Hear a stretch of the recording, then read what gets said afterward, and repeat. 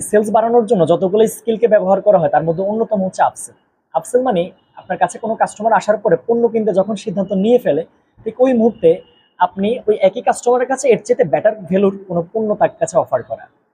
Simply ধরতে গেলে আপনার কাস্টমারের এভারেজ ট্রানজাকশন ভ্যালুটাকে আপ করাটাকে আপসেল বলে। ধরুন কোনো কাস্টমার আপনার কাছে একটা জামা কিনতে এসেছে 650 টাকায়, আপনি কাস্টমারকে একটু বেটার ভ্যালু প্রোভাইড করে 800 টাকার একটা জামা দিলেন।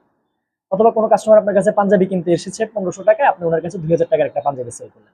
আপনি যদি একটু দেখেন, আপনি দেখবেন প্রায় আমরা যখন কোনো মোবাইল দোকানে যাই, আমরা একটা মোবাইল কেনার জন্য আমরা এক্স নাইন এর একটা মোবাইল হয়তো কিনতে গেছি, উনি ট্রাই করবে আমাদের কাছে এক্স নাইন বি এর মোবাইলটা আমাদেরকে অফারিং করার জন্য। অথবা আপনি 250 লিটারের একটা ফ্রিজ কিনতে গিয়েছেন, উনি ট্রাই করে আপনার কাছে 280 লিটারের একটা ফ্রিজ সেল করার জন্য।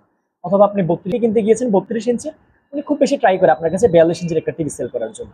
সো এটা আপসেল মানে হচ্ছে একটা কাস্টমার যখন আপনার কাছে চলে আসে এবং একটা পণ্য কিনবে বলে ডিসাইডের সিদ্ধান্ত নিয়ে নেয়, ঠিক ওই মুহূর্তে ওই কাস্টমারের কাছে আরেকটু বেটার ভ্যালু কোনো প্রোডাক্ট অফার করে এভারেজ ট্রানজেকশন ভ্যালুটাকে বাড়িয়ে দেওয়া।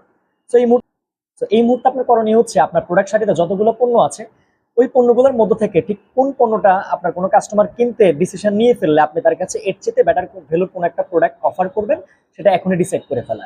আপনার কাছে সাবান আছে, কাস্টমার যখন সাবান কিনতে আসবে ট্রাই করবেন সাবান থেকে শাওয়ার জেলে কনভার্ট করতে। আপনার কাছে ডিটারজেন্ট পাউডার আছে, উনি যখন আসবে ডিটারজেন্ট কেনার জন্য আপনি ট্রাই করবেন ডিটারজেন্ট থেকে ডিটারজেন্ট লিকুইডে কনভার্ট হতে। আপসেলের একটা খুব পপুলার যদি এক্সাম্পল দিয়ে আমি আলোচনাটা শেষ করি, তার জন্য ইউনিলিভার কিন্তু ওয়ান অফ দ্য বেস্ট। দেখেন, ইউনিলিভার প্রথম মার্কেটে পরিচয় করা হচ্ছে হুইল, এক সাবানে কাপড় কাচানো সেই সাবানে গোসল। এই হুইলটা কিনে যখন হুইলটা ইউজ করে যখন আমরা অভ্যস্ত হয়ে গিয়েছি, ওই একই সাবান দিয়ে আমরা কাপড়ও কাচতাম, একই সাবান আবার গায়েও আমরা ইউজ করতাম। যখন এটার মধ্যে মানুষ অভ্যস্ত হয়ে গিয়েছে তখন কিন্তু তারা গায়ের জন্য আলাদা সাবান এবং কাপড়ের জন্য একটা আলাদা সাবান কিন্তু আলাদা করে ফেলেছে। কাপড়ের জন্য আলাদা সাবানটা আনার পরে যখন মানুষ এটাতে অভ্যস্ত হয়ে গিয়েছে তখন তারা কিন্তু তাদের কাছে অফার করেছে ডিটারজেন্ট বা হুইল। যেটা হুইলে মানুষ যখন অভ্যস্ত হয়ে গিয়েছে, হুইলের কাস্টমারদেরকে তারা ঋণে কনভার্ট করেছে।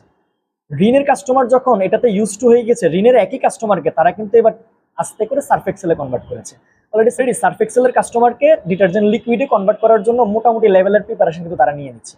সো আপনার চোখের সামনে এরকম যতগুলো ব্র্যান্ডকে আপনি দেখছেন, আপনি যদি একটু ভালো করে সেলসের নজরে বা সেলসম্যানের নজরে যদি আপনি তাকান, each and every brand try করে কিন্তু আপসেলিংটা করার জন্য। সো আপনি যদি আপনার সেলসটাকে বাড়াইতে চান, আপনার জন্য upsell of the most useful strategy.